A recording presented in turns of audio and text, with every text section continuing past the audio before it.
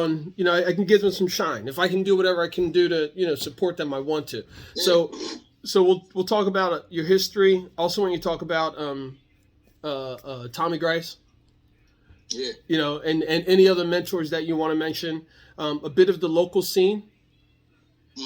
Of course, your son, and then we'll just kind of let it go and see where it goes. But I just want you to just rap about it. We're going to share it, and hopefully some people look at it and you get some work. My son told me to tell you hello, too, by the way. All right, sweet, too. Tell him next time. I'll tell you what. After you and I finish up, you give him my information, and then I'll do the same thing with him. Okay, sounds good. Cool. All right, I'm going to get started right now with the recording. All right. Recording in progress. Greetings, friend. Jacque Howard here, and welcome. And I'm just going to start calling it Jacque's Reach. Now, this is going to be in a couple of different spaces, but keep your eyes open because there's some amazing things that are going on. Jacque's Reach. Reach is an acronym. Recreation, environment, art and culture, civic engagement, health, and nutrition. So under those titles, I'll be doing different work with different partners, different organizations, and individuals to get them as much shine as we can so I can be a part of what they're doing and their successes. It's quite simple to me. If I level up and you level up and we level up together, there's no competition, right? And that's how we're doing things. We're going to be focusing tonight on art and culture. And I'm bringing on Roy Richardson, also known as Roy the SAXMAN to some folks, and probably a few other things. He is one of those human beings in the area that has consistent, known as a professional in all the different scenes, is now a second generation producer of a musician, at least the second generation that I know, maybe more than that. But Roy Richardson, welcome to the show, man. How are you today? I'm good, man. Thanks for having me. Man, it is. Yeah, also, it is my pleasure. And I know that you are in your studio. You showed me some images, and that's cool. Can you just touch a little bit on... I think I want to go back to Trenton Central High. I want to talk about there and about the level of talent, the musicians, and maybe we can start with your mentor, Tommy Grice. Well, Tommy Grice. Well, when I went to Trenton High, it was the late 70s, early 80s. Telling my age now, but that's all right. And back then it was before, the electronic era, with all the sequences and samplers and all that stuff. So basically you had to play, like if you were going to be a musician, you had to learn your craft, So one of the big things about that was having good mentors around you. And my teacher, Tommy Grice, was the mentor in Trenton for hundreds, maybe even thousands of musicians that came through this area. Of my generation and maybe a generation after me, every great musician that came out of the Trenton area basically went through his tutelage, and he was an incredible human being. It was a little guy. He was about maybe 5'3", maybe 160 pounds soaking wet, but man, his impact was monumental. Monumental. I'm making up words here. He was just an incredible human being. He had this beautiful spirit about him, and he could teach you, and not just about music, but about life, and all that stuff just kind of rubbed off on you. I know people in their 60s, almost 70 years old now, that were taught by him, and they still quote Mr. Grice every day. They imitate his voice, his mannerisms. I mean, that's how beloved he was amongst these people, I was very fortunate to spend some time with Mr. Grice. I know I sat down with him over at the Conservatory Mansion. Jackie Ivy set it up, and I was interviewing him while he was being painted or illustrated by a well-known artist, and I can't remember the artist's name. But almost everyone has said the same thing that you have about Tommy Grice, like how awesome of a man he was, such a teacher, and not just of art and of music, but just as being a human being, just as being, a really, really nice person. So perfect lead into how important is giving an opportunity to people to experience art, like being able to play music at a young age. What are your thoughts about that? Oh, it's everything. It's everything. I mean, I wouldn't have known that I had musical talent unless I've been exposed to it. So, I mean, I started playing out of jealousy because me and my brother, we competed all the time, and he was a year older than me. One day he came home with a trombone, and I said, well, he got an instrument, I want one too. You know what I'm saying? So he was in 4th grade, and I was in 3rd grade. So when I got in the 3rd grade, I picked up the flute. But had I not seen him with the trombone, I wouldn't have, made that step, And when I got to junior high school and high school, I started getting exposed to real musicians. And these guys, they saw that I had a little bit of talent, so they kind of took me under their wing, and they groomed me, and that was everything to me. I mean, once I decided I wanted to be a musician, I decided that I needed to listen to jazz because all the great sax players played jazz, And Mr. Grice, I mean, it was like God sent, because he was an incredible saxophonist. So, another one, he just kind of like, he saw I had the goods, so, he took me under the wings, and just the rest is history, So, all right. So the idea of mentors, right? If you got a mentor in music, it's just a big help, right? And all right. So I want you to talk about that, and then I want you to go in and talk about your son, the second generation, and what that's like, and what that experience has been like. Yeah, I've had a lot of mentors. Tommy Grice, Clifford Adams, Michael Ray, James Stewart. All these guys are local guys. Some Dennis Rogers, Raymond Earl, Kim Miller. All of these guys are like Trenton legends as far as music is concerned. So I mean, and one thing I learned about those guys, and I'm going to get into my son in a second, but I just wanted to say that briefly. And all those guys were free with the knowledge. They didn't mind sharing what they knew. You know what I'm saying? So that encouraged me, and the guys that were stingy with the knowledge, half of them aren't even playing anymore. So it just goes to show you, the type of person that it takes to be that. Now as far as my son is concerned, he came into this world, he couldn't help it. I mean, my son Tobias Richardson. Well, let me give you a little backstory on that. I met my wife on tour with the Harlem Gospel Singers. Okay, so we met on tour that first year, fell in love. We got married the next year on tour. We toured for a couple more years, okay, and then we split off. She went with this Broadway show, and I was in Italy, okay, but in between that time, she got pregnant. You know what I'm saying? So when she got pregnant, I left the other tour, and I ended up being able to get on the tour with her. So we were both on the Broadway tour together while she was pregnant for like 6 months, So as she was growing and as the babies were developing inside of her, you could feel them kick and all this here stuff. She was one of the singers that closed out the first act. She had this big number that featured her. And by this time, we were like maybe 6 months in or whatever, so you could feel a lot of movement in there and everything. So what happened was she would hit the last note, and then the curtain would come down, and I would run up to her, and I would grab her belly from behind, and I could feel the babies in there just going crazy. Because Tobias is a twin, I have a son and a daughter. And I could feel it, you know what I'm saying? So they were kind of like, they were bred into this thing. And then the next year, after we had the babies, we went back on tour with the babies.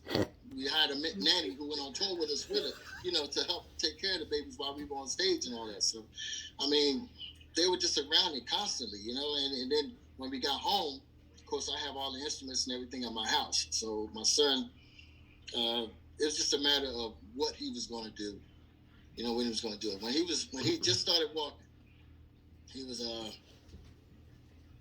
oh man, I guess a little bit over a year. They were kind of slow with the walking and everything. But what I did was when we got to church, I just put him down and just to see how far he would go before he would fall on his little butt. Because how toddlers do. They'll walk and then they'll stumble, fall on their butt and get back up. And he walked all the way up to the front of the church, grabbed the drumstick, okay, and started beating on the floor tom. And the floor tom was taller than him. He was reaching up like this here with the drumstick, So once I saw that, I said, oh, I got one. Yeah. I said, I got one. That's all. I just wanted one. That's all. So and just over the years, I used to take him to rehearsals with me all the time. And, he'd come to my shows and everything. Whenever I did, like, public things, like outdoor events and stuff like that, he used to come up on stage and help me set up my horns and all this stuff. He just couldn't help it, man. It was coded in his DNA. You know, so I mean, when he started branching off, Pup, Mm-hmm. Yeah. Pup taught him how to play. Pup taught him how to play guitar, Wow. and Pup just basically showed him maybe one or two songs and a couple of basic things, And I figured, you know, Pup was going to have to continue to teach him, but I mean, eventually he just kind of like took the bull. He just kind of just kept going, going and going. The next thing you know, he's killing on guitar, he's killing on bass, he's killing on drums, and he's a very talented writer too. He's a good songwriter, and yeah, he's just super talented, man. But he gets it from both of us though. Like my wife is really talented too. Mm-hmm. So. Well, one of the things that I'm going to focus on, in the future, as my access continues to grow, and folks are listening and watching, what's going to be named Jacque's Reach, Trenton 365 Performing Arts, etc. You can go over to the website. It's jacque-howard.com. All this will be there.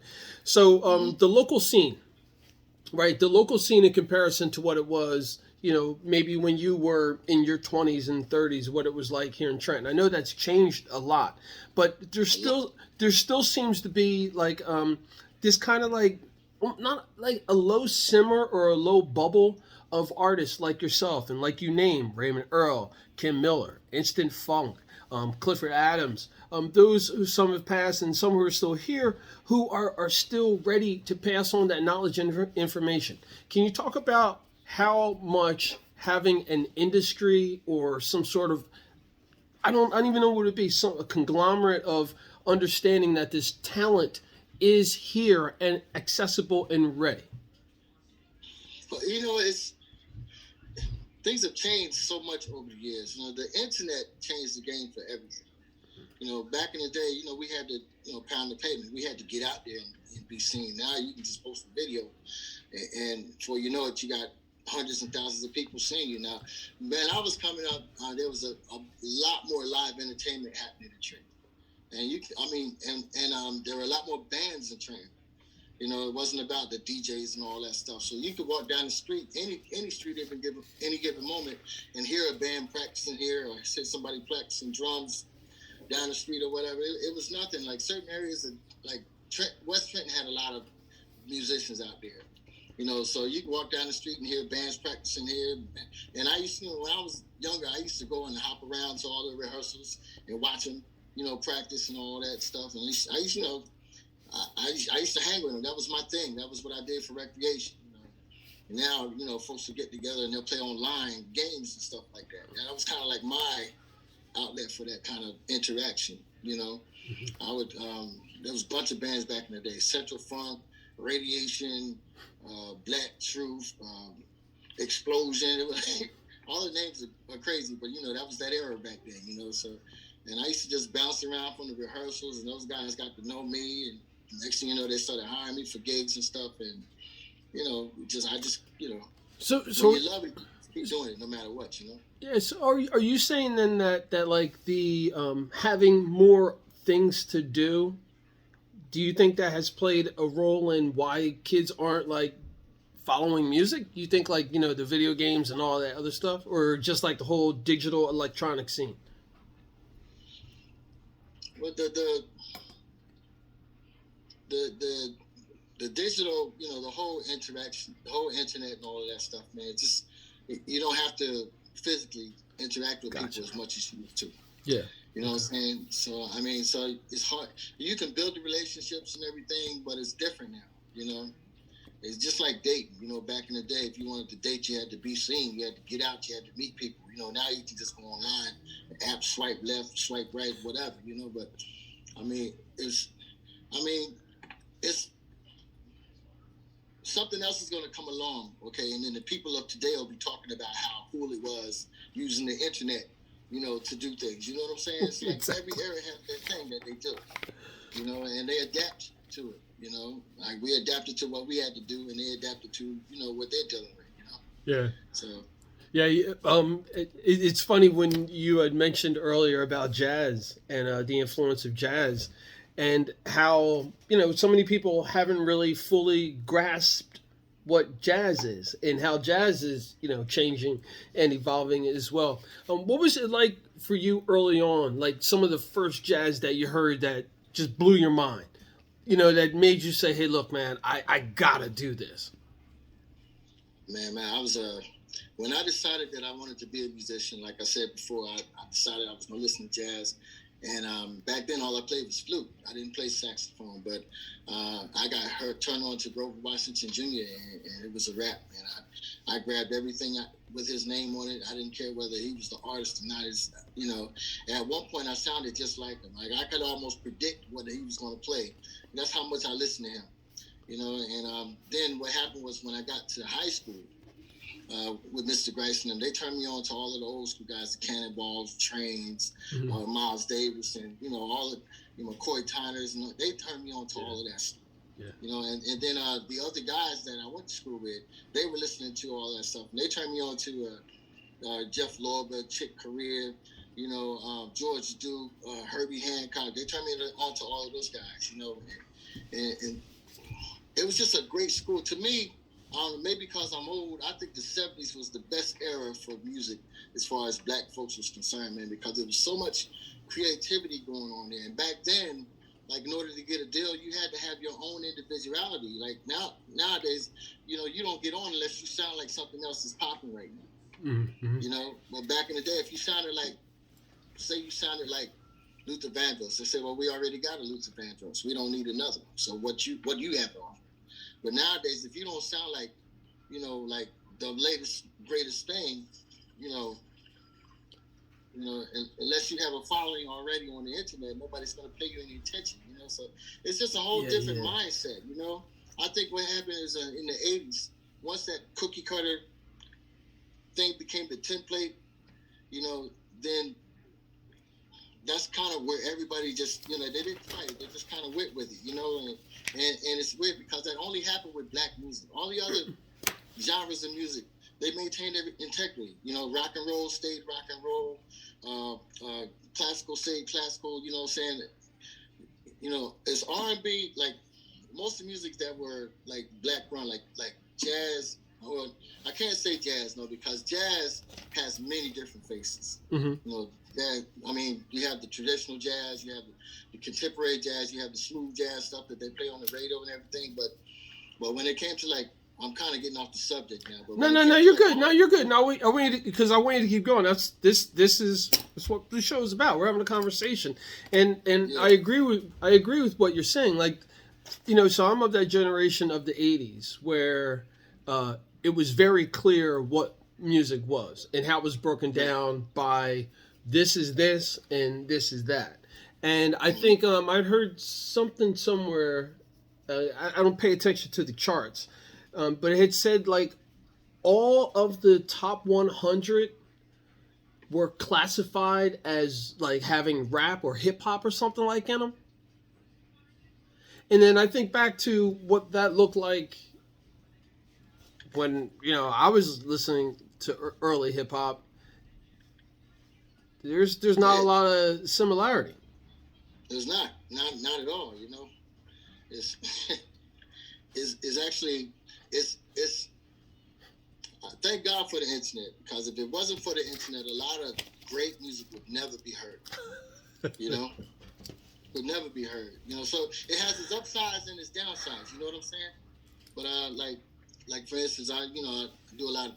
I got a lot of stuff on Spotify. I listen to Spotify a lot, Pandora, and all of that. And I've been turned on to some really great young artists that are coming up that are really doing some really creative, wonderful things, with music. And it's inspiring, you know what I'm saying? Like, okay, it's not gone. It's not dead. You know what I'm saying? It's going to keep growing. It's going to keep evolving. Now when I listen to regular, like FM radio, there's like nothing, like once you heard the first 5 songs, you didn't heard everything they're going to play, unless it's like DAS where they play a bunch of old school stuff, Mm-hmm. So. Well, what I'd like, if you could send me your or you want to share your Spotify or Pandora playlist, and I'd love to get turned on to them, because I think that this is also part of it. Like, everybody's going to get the same information if we keep hearing the same things. We Right. got to listen to different things. We got to, experience some different things, etc., and then make that interpretation. You know, Mm-hmm. I'm going to try to loop this back around to the industry or the business side of things, because you touched on something that the bands when you were coming up were rehearsing.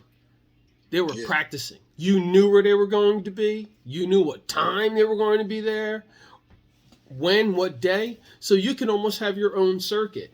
And Yeah. I don't know, like I'm not a musician, but I wonder if the inconsistency of our time is also a problem. That's kind of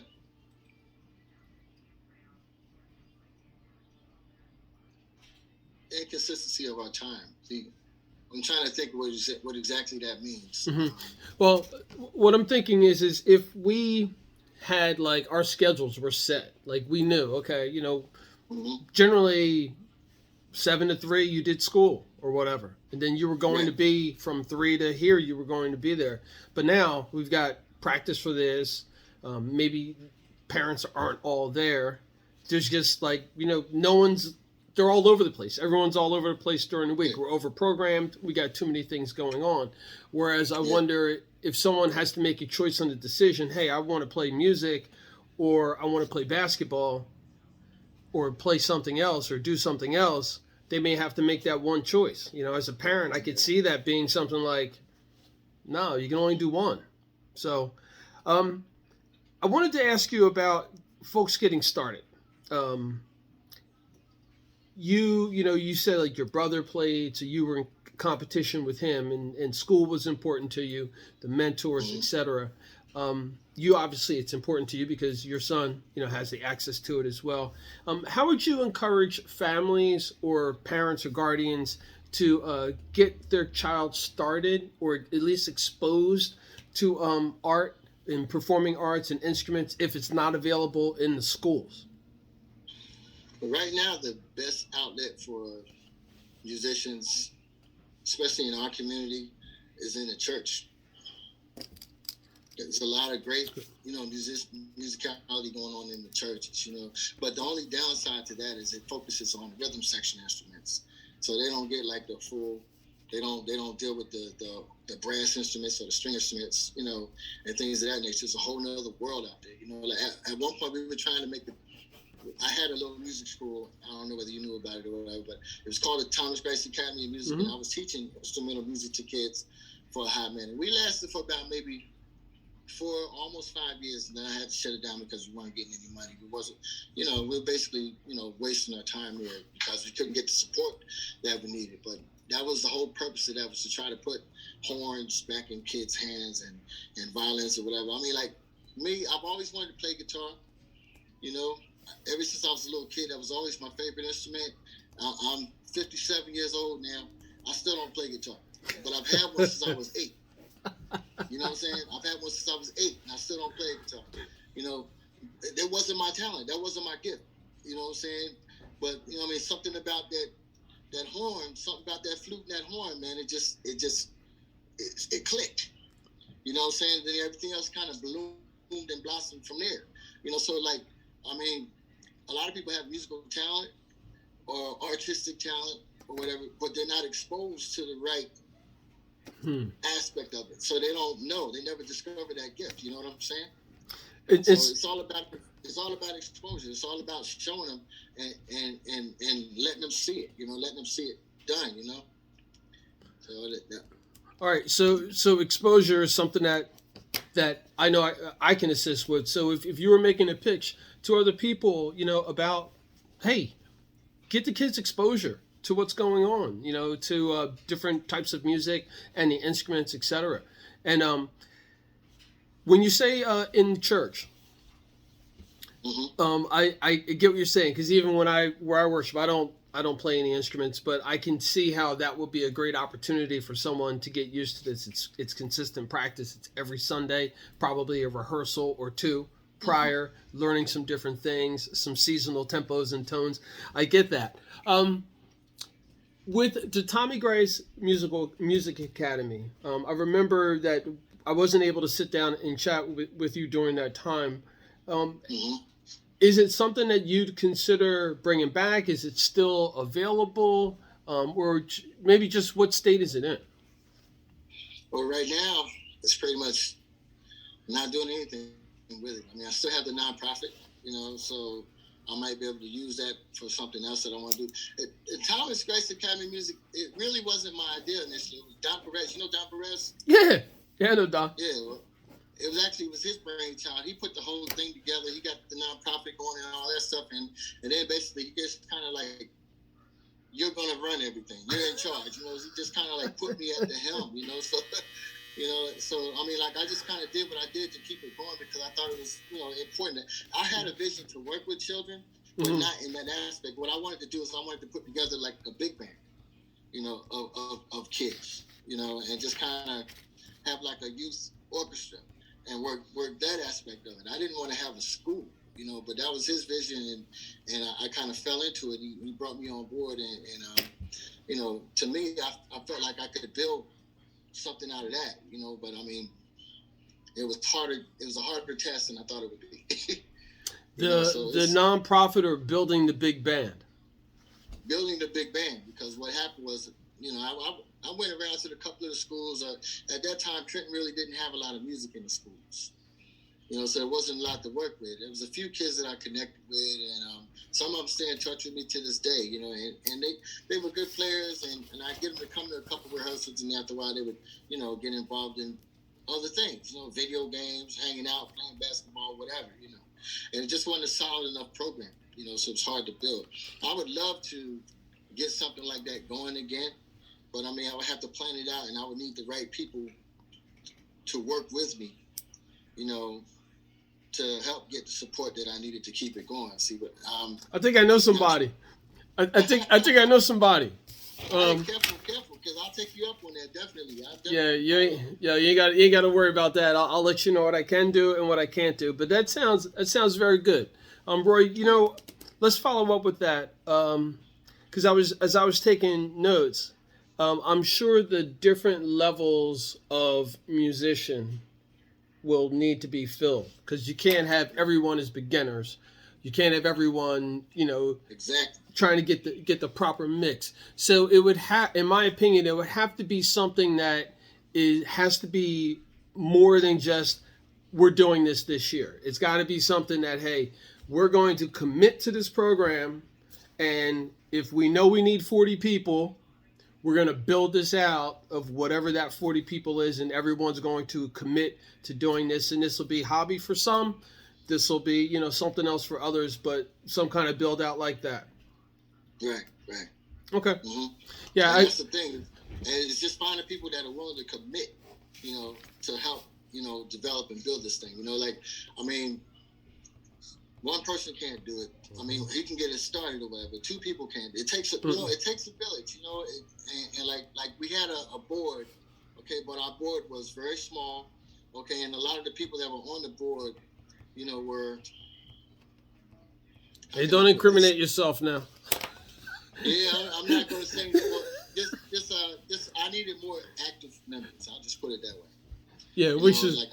All right, I'm gonna. We're getting close on time, but I want to take you up on that, because I think that's also part of the issue, is that we have a lot of wonderful human beings, a lot of wonderful ideas, but there's either infighting or competition of some sort, and everyone says they're doing it for the kids or for this, but the only people who aren't benefiting generally are the kids. They're the only ones who don't get any access to anything. Because all that other stuff keeps stuff from getting done.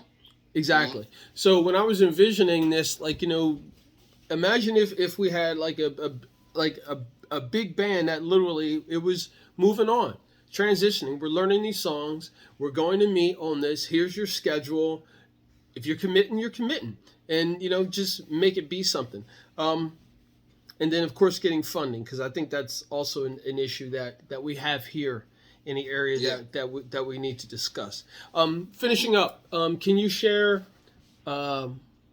your current projects or the best way for people to connect with you and stay connected?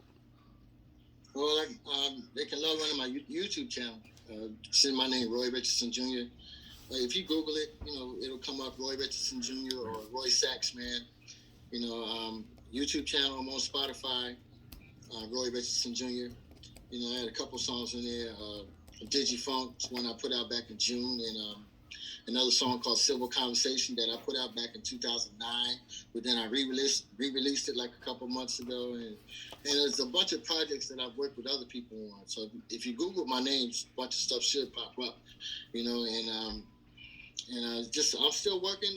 Like during the pandemic, I had a lot of time to get a lot of that kind of stuff done, but eventually I went back to work because I got laid off during the pandemic. So I had time to work on music and creative things. But, what happened was I built my schedule up because I didn't know what the situation was going to be like financially. And then I went back to work.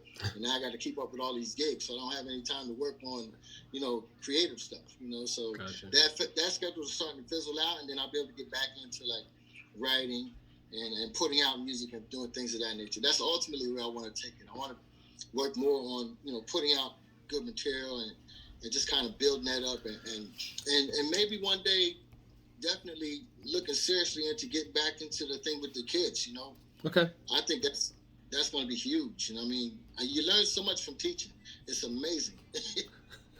Well, I'll tell you what, man, I can always use some compilation or theme music, and I've got a lot of friends who are filmmakers who are looking for original soundtracks. So Okay. we need to build out what this business of art and the arts economy looks like in post-industrial cities like Trenton. And when we have Yeah. master plans and things like that are coming down the pike, we need to have the conversation about what does it look like.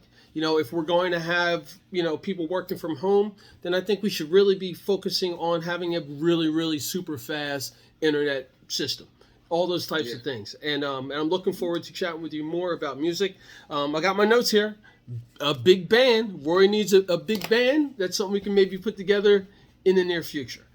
Roy Richardson Jr. It would be incredible, man. Definitely. Thank you, Thanks sir. for having me, Jack. I Oh, for appreciate sure, it, for man. sure, man. I appreciate love the you. things that you're doing in the community, man. I love the things that you're doing, man. Keep doing what you do. Thank you, sir. Definitely. Roy, I appreciate it, man. Blessings. And I do have to sometimes, for the other audience who don't know my audience, have them say where to see their stuff and find their stuff. No disrespect, if you know what I mean, about the YouTube. Oh yeah, some people don't like having to Also on say it, but I'm on Instagram too. I'm on all the social media. there we go. There we go. Blessings. There you have it, folks. Jacque H, Trenton 365, Civic Engagement Radio, and most importantly, the performing arts and the people who are making things happen. We just had Roy Richardson Jr., the SAXMAN, or Roy Richardson Jr. SAXMAN.